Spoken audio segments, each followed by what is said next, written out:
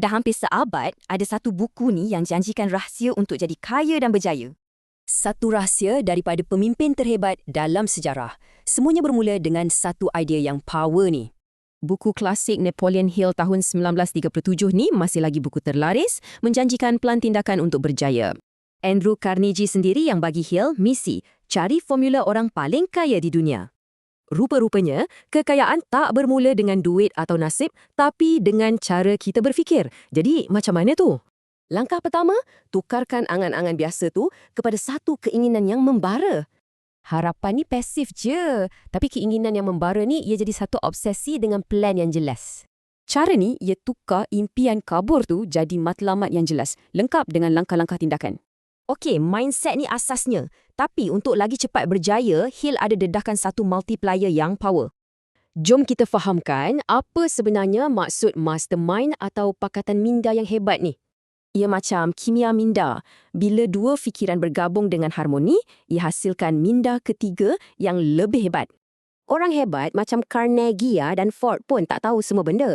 Mereka bijak bekerjasama dengan pakar lain. Manfaatnya sangat besar. Anda guna kepakaran dan kekuatan ramai orang untuk capai matlamat anda. Ini bukan teori lama tau. Jom kita tengok contoh moden prinsip ni berfungsi melalui satu kisah menarik.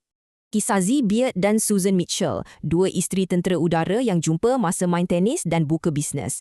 Baru 17 hari buka, mereka diuji dengan tragedi peribadi yang sangat teruk, satu demi satu. Tapi mereka tak mengalah. Sebaliknya, kerjasama mereka jadi penyelamat dan sumber kekuatan untuk satu sama lain. Setiausaha mereka selalu hantar kod Napoleon Hill macam ni untuk bagi mereka semangat. Inilah keajaiban mastermind. Mitchell seorang pemikir dan Beard pula jenis yang pantas bertindak. Saling melengkapi. Kerjasama harmoni mereka ni ubah dugaan paling berat jadi satu perniagaan yang sangat berjaya. So, kita dah ada cara fikir, kaedah dan multipliernya. Ini bawa kita balik kepada soalan utama. Jadi, apa sebenarnya rahsia untuk berfikir dan menjadi kaya ni? Rahsia yang dikongsi oleh Carnegie. Rahsianya bukanlah satu perkataan atau formula magic tau. Anda mungkin dah sedar pun apa dia.